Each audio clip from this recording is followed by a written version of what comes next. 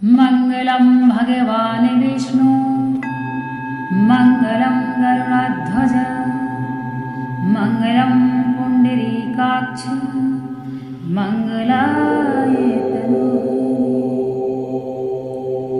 श्री मद्भागवत गीता में आज हम भगवान श्री कृष्ण की दिव्य वाणी का श्रवण करेंगे। किस प्रकार से अर्जुन भगवान से प्रश्न करते हैं तथा व्याकुल होकर भगवान से पूछ रहे हैं तथा अर्जुन के हर प्रश्न का उत्तर भगवान दे रहे हैं और जितने भी उत्तर इस गीता में हैं वह सब मनुष्यों के कल्याण के लिए ही है।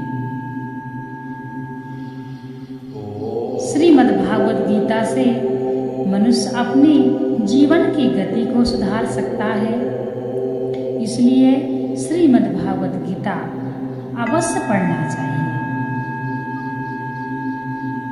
श्री भगवान बोले, मैं लोगों का नाश करने वाला बड़ा हुआ महाकाल हूं। इस समय इन लोगों को नष्ट करने के लिए प्रवृत्त हुआ हूं।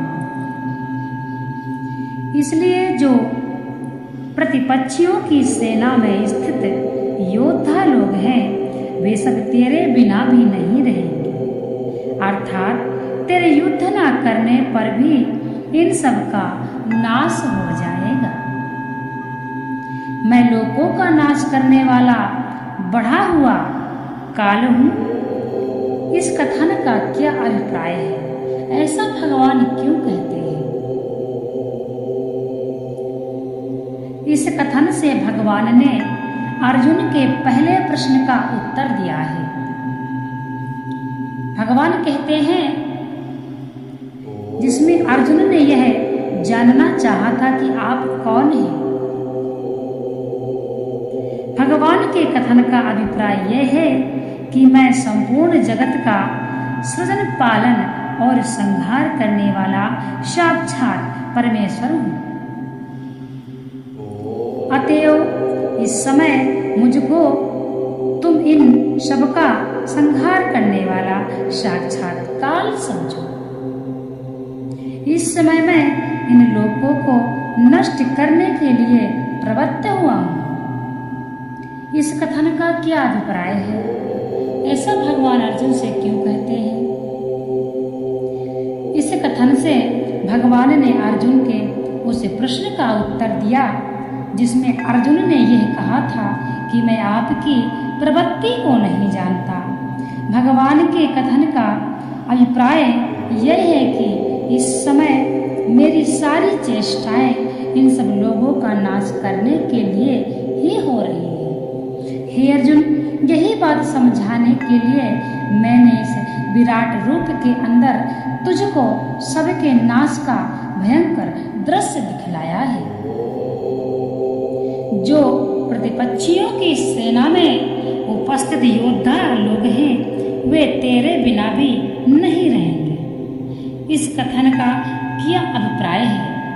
आखिर ऐसा भगवान क्यों कहते हैं कि यदि आप इनको नहीं मारेंगे, यदि आप शस्त्र नहीं उठाएंगे तो तब भी ये मारे जाएंगे। इस कथन से भगवान ने यह दिखलाया है कि गुरु, ताऊ, चाचे, मामे और भाई आदि आत्मीय स्वजनों का युद्ध करने के लिए तैयार देखकर तुम्हारे मन में जो कायरता का भाव आया है और उसके कारण तुम जो युद्ध से हटना चाहते हो यह उचित नहीं है, क्योंकि यदि तुम युद्ध करके इनको ना भी मारोगे तब भी ये बचेंगे नहीं। इनका तो मरण ही निश्चित है। जब मैं स्वयं इनका नाश विनाश करने के लिए प्रवृत्त हुआ हूँ, तब ऐसा कोई भी उपाय नहीं है जिससे इनकी रक्षा हो सके। हे अर्जुन, इसलिए तुम युद्ध से हटना नहीं चाहिए। तुम्हारे लिए तो मेरी आज्ञा के अनुसार युद्ध में प्रवृत्त होना ही हितकर है। अर्जुन ने तो भगवान के विराट रूप में अपने और शत्रु पक्ष के सभी योद्धाओं को मरते देखा था। फिर भगवान ने यहाँ केवल कौरव पक्ष के योद्धाओं की बात कैसे कही, ये सोचने का विषय है। अपने पक्ष के योद्धा गणों का अर्जुन के द्वारा मारा जाना संभव नहीं है, अतएव तुम ना मारोगे तो भी वे तो मरेंगे ही। ऐसा कथन उनके लिए नहीं बन सकता। इसलिए भगवान ने यहाँ केवल कौरव पक्ष के वीरों के विषय में कहा है। इसके सिवा अर्जुन को उत्साहित करने के लिए भी भगवान द्वारा ऐसा कहा जाना युक्ति संगत है। भगवान मानो यह समझा रहे हैं कि शत्रु पक्ष के जितने भी योद्धा हैं वे सब एक तरह से मरे हुए ही हैं। उन्हें मारने में तुम्हें कोई परिश्रम नहीं करना पड़ेगा। इस प्रकार अर्जुन के प्रश्न का उत्तर देकर अब भगवान 2 श्लोकों द्वारा युद्ध करने में सब प्रकार के लाभ दिखलाकर अर्जुन को युद्ध के लिए उत्साहित करते हुए आज्ञा देते हैं। क्या कहते हैं भगवान? अतएव तू उठ, यश प्राप्त कर और शत्रुओं को जीतकर धन धान्य से संपन्न राज्यों का भोग। ये सब सुरवीर पहले ही से मेरे ही द्वारा मारे हुए हैं। ये शब्द साचिंतु तो केवल निमित्त मात्र बन जाओ।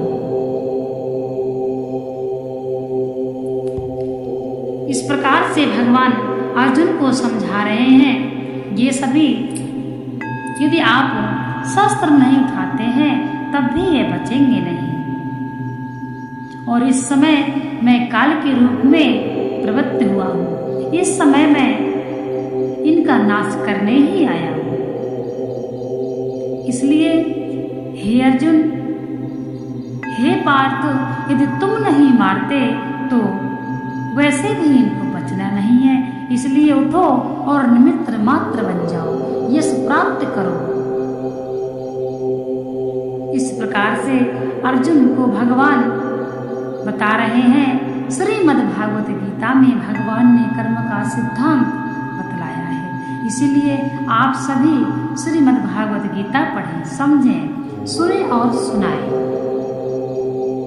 हिंदू धर्म में सभी के पास, सभी के घर में गीता होना आवश्यक है। जिस घर में गीता होती है वहीं भगवान श्री कृष्ण का निवास होता है।